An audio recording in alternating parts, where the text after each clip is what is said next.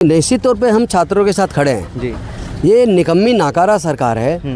ये शिक्षा को इतना महंगा कर रही है कि लोग पढ़ ही ना पाए। क्या कुछ कशमकश नज़र आ रही है सपा और कांग्रेस नहीं, कोई कसमकस नहीं है। इंडिया गठबंधन में कांग्रेस पार्टी भी है और इंडिया गठबंधन में समाजवादी पार्टी भी है और दोनों एक भाई की तरह मजबूती के साथ इस संगठन को मजबूती दे रहे हैं। कांग्रेस के उत्तर प्रदेश प्रभारी राजेंद्र पाल गौतम आज लखनऊ विश्वविद्यालय के अनिश्चितकालीन धरने पे पहुंचे हैं और उन्होंने उन छात्रों का समर्थन करा है जो निष्कासित किए गए हैं और लखनऊ विश्वविद्यालय के खिलाफ इन्होंने कहा है जो लड़ाई आप लड़ रहे हैं हम आपके साथ खड़े हुए हैं। आप देख सकते हैं कि राजेंद्र पाल गौतम जो है वो अब हस्ताक्षर अभियान जो चलाया गया था उसका हिस्सा भी बन रहे हैं।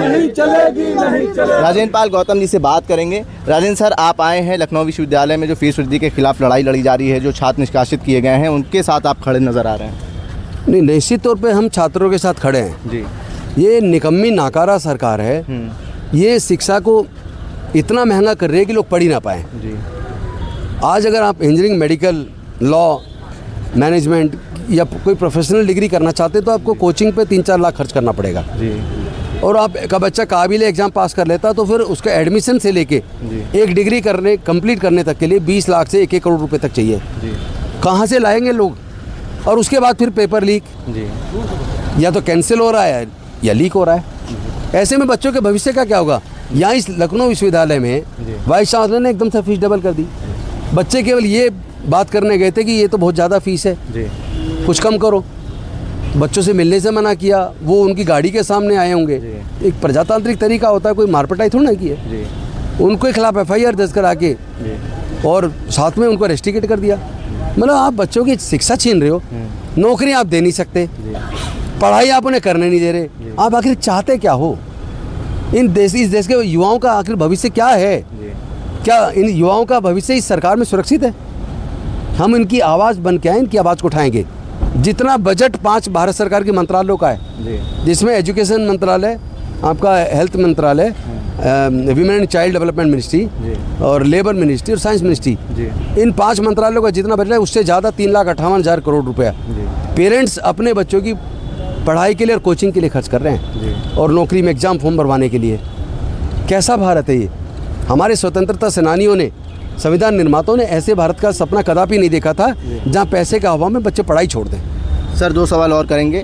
कांग्रेस अपने आप को मजबूत कर रही है। विधानसभा चुनाव से पहले संगठनात्मक बैठक जो चल रही है, क्या कुछ बैठक में चर्चा हो रही है सर? संगठन सृजन का काम चल रहा है पूरे उत्तर प्रदेश के अंदर।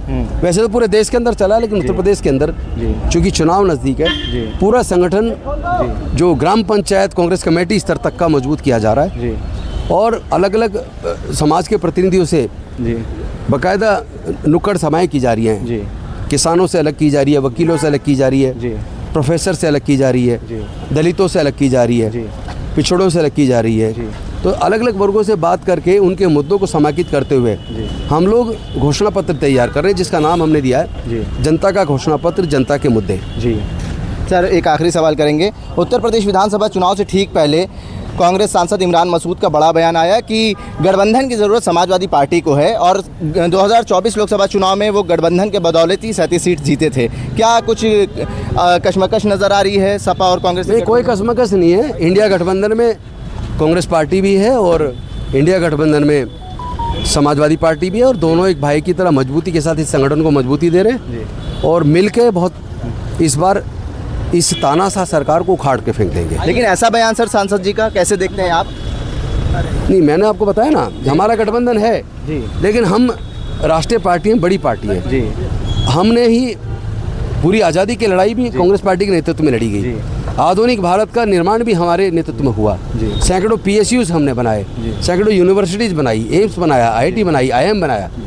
तो आधुनिक भारत का निर्माण हमने किया है। सबसे पुरानी पार्टी हम हैं, सबसे बड़ी पार्टी हम हैं।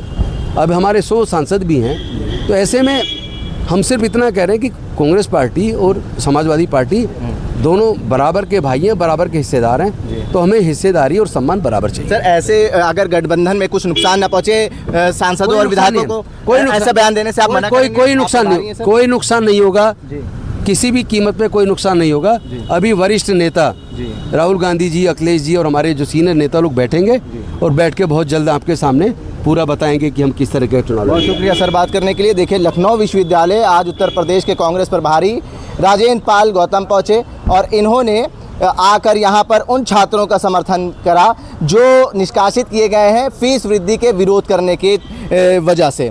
अब राजेंद्र पाल गौतम जो हैं वो जा रहे हैं और हमने उनसे तमाम मुद्दों पर चर्चा करी। हमने बात करी कि उत्तर प्रदेश कांग्रेस लगातार जो बैठकें कर रही है उस बैठक का क्या कुछ उद्देश्य है, क्या कुछ मकसद है। उनका कहना है कि तमाम विभिन्न प्रकोष्ठों से हमने बैठक करी जो हमारे तमाम संगठन हैं और कांग्रेस को कैसे नुक्कड़ सभाओं के ज़रिए मजबूत करा जाए, इस पे चर्चा हो रही है। और वहीं इमरान मसूद जो कांग्रेस सांसद हैं, जो विवादित बयान उनका आया था जिसके बाद उत्तर प्रदेश के इंडिया गठबंधन पर भी सवाल खड़े होने लगे थे, उस पर भी इनसे हमने सवाल करा। इन्होंने भी कहा कि देखिए गठबंधन बरकरार रहेगा, अभी वरिष्ठ नेताओं की चर्चा होनी बाकी है। भारत एक सोच के लिए आकिब मिराज खान, लखनऊ।